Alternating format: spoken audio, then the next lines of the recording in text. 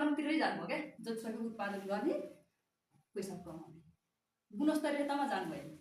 अब त्यति गर्दा गर्दै पनि उहाँहरूलाई अब जबसम्म उहाँहरूले त्यो विषादीको असर आफूमा देखिएन तबसम्म त्यो जसले जे भने पनि छोड्नु भएन कि। अनि पछि त्यसको त्यहाँले त्यो व्यवसाय तरकारी गर्दाखेरि त अब विषादी छर्दा छर्दा छर्दा त्यहाँको वायुमण्डलमै प्रदूषित भयो।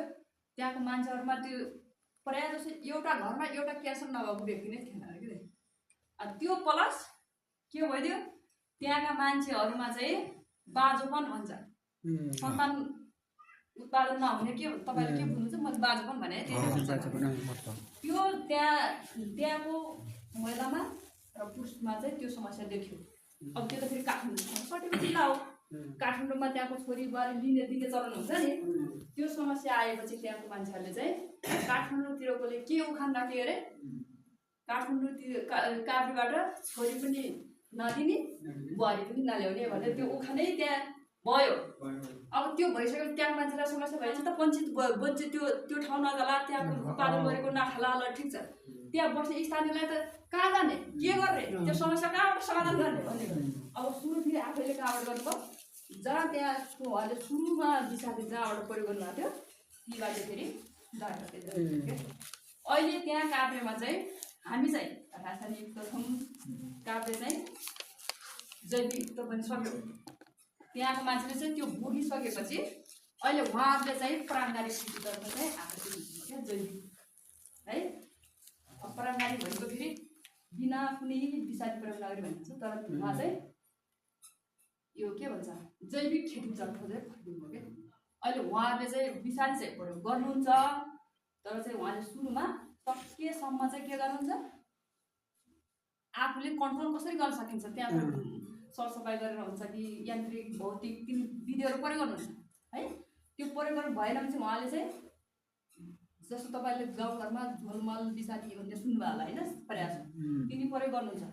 त्यो पनि भएन भने चाहिँ बल्ल नेपाल सरकारले सूचीकृत गरेका जैविक मलहरू छन् होइन, तिनी मलहरू प्रयोग मल हुन्छ विषादीहरू प्रयोग गर्नुहुन्छ। त्यसले पनि कन्ट्रोल भएन भने चाहिँ लास्टको विकल्पको रूपमा चाहिँ उहाँहरूले विषादी प्रयोग गर्नुहुन्छ क्या। अहिले हामी के गर्छौँ, सिधै विषादी त्यो छ। विषादी पनि उहाँहरूले कस्तो गर्नुहुन्छ भने सुरुमा विषादीको पनि लेभलहरू धेरै प्रकारका छ है।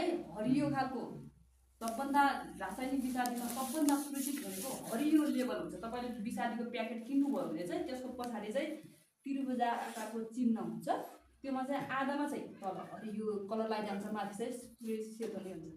जुन हरियो कलर लाग्छ त्यो भनेको चाहिँ अलिक सुरक्षित खालको, योमा चाहिँ विषको पना चाहिँ विषाक्तपना चाहिँ कम छ भनेको हो क्या। त्यो भनेको त्यो चिन्ह भनेको हामीले विषादी प्रयोग गर्दाखेरि पनि त्यो लेभल हेरेर तपाईँले चिन्ने आधार एउटा त्यो पनि हो।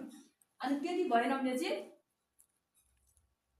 निलोमा जान्छ, निलो पनि भएन भने चाहिँ पहिलोमा जान्छ, बल्ल रातो भनेको सबैभन्दा यो खतरा छ है। यो विषादी निस्केको यो मानव स्वास्थ्य लगायत जीव जन्तु लगायत सबैलाई चाहिँ यो चाहिँ खतरा छ भन्ने हो है।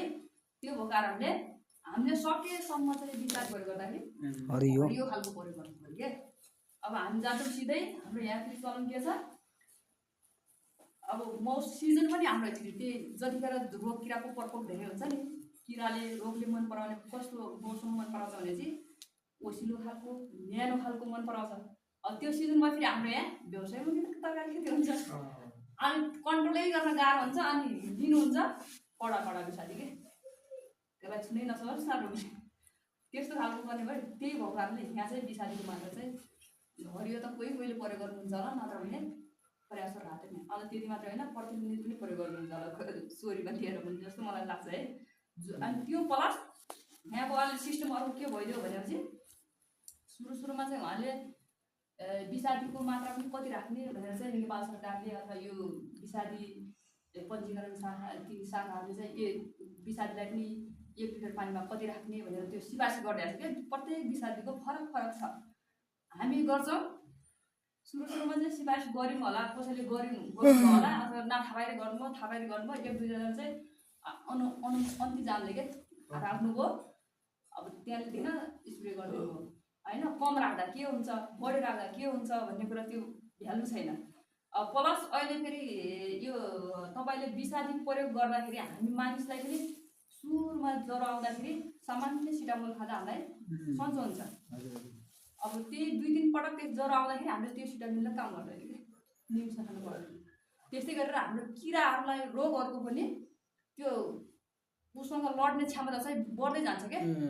विषादीहरूसँग चाहिँ त्यो विषादीको हामीले दिएको विषादी चाहिँ उसले चाहिँ टेर्दैन अथवा के भन्नुहुन्छ तपाईँले त्यो गन्दैन क्या। त्यो विषादी पत्याउँदैन त्यो विषादीहरू। त्यो आए पनि ठिक छ भन्छ उसले त्यो पचाइहाल्छ क्या। उसको त्यो यो वातावरणीय सँगसँगै त्यसको भित्र मान्छेको इम्युनिटी पावर हुन्छ नि, रोगसँग लड्ने क्षमता हुन्छ नि। पनि अहिले रोगहरू चाहिँ हामीले त्यो सामान्य विषादीले पनि काम नगर्ने एउटा त्यो पनि छ।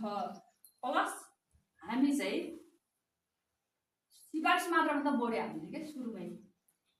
यति हामी फलानु त यति प्रयोग गर्यो यति हाल्यो गऱ्यो ताजै गयो भने अर्काले पनि अब मैले पनि त्यसको त्यही गर्छु भन्यो। अब सुरुमा गरेकोले पनि लास्टमा धेरै पछि गरेको त धेरै फरक पर्छ नि त।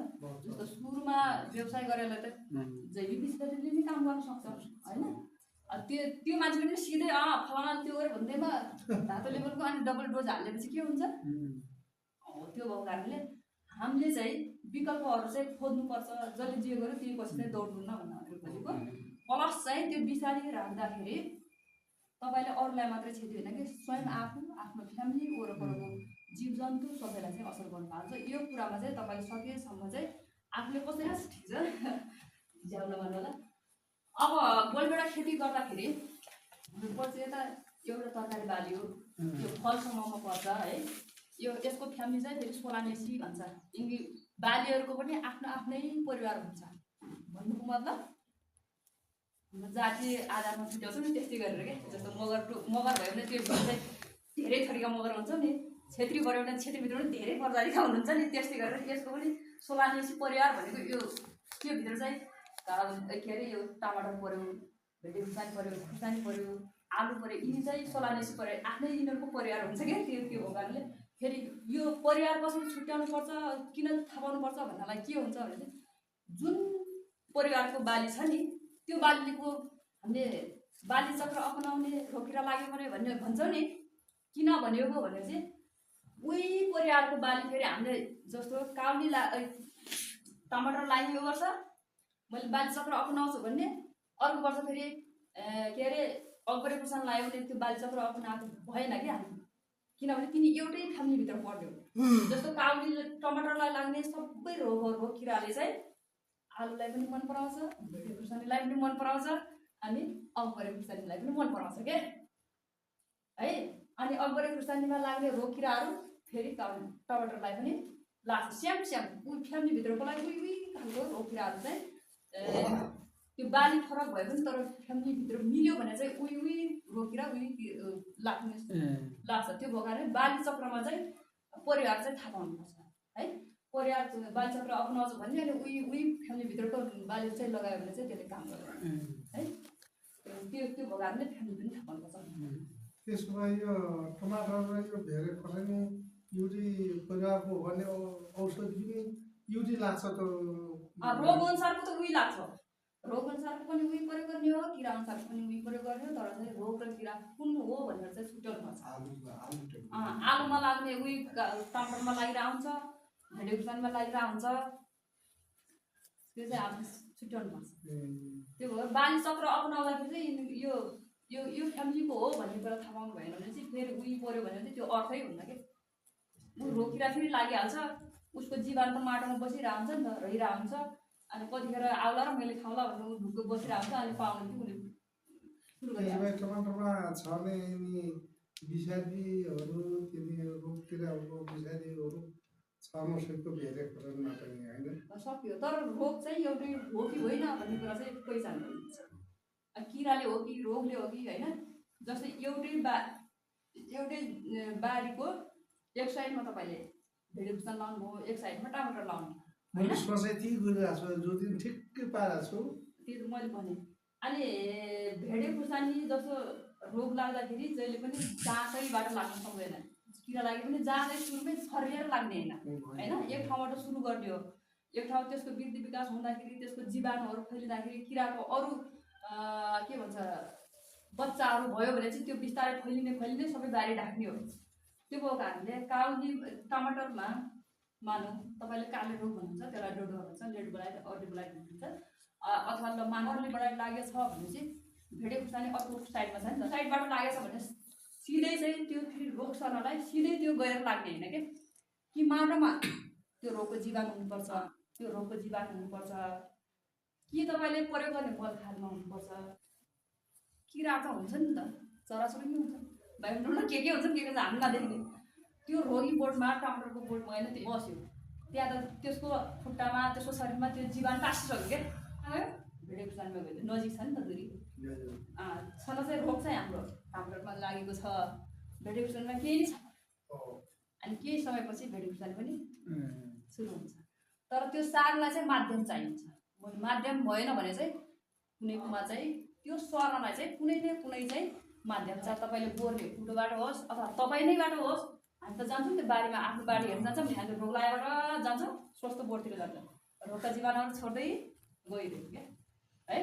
अनि त्यसपछि तिन त्यो माध्यम चाहिँ चाहिन्छ, माध्यममा चाहिँ आफूले तर बर्खामा नि लाइन्छ हिलाउन त, त्यसको चाहिँ यो पोली ब्याग बनाउने हुन्छ लगेको चाहिँ थाउनु भएको नि। यो भयो।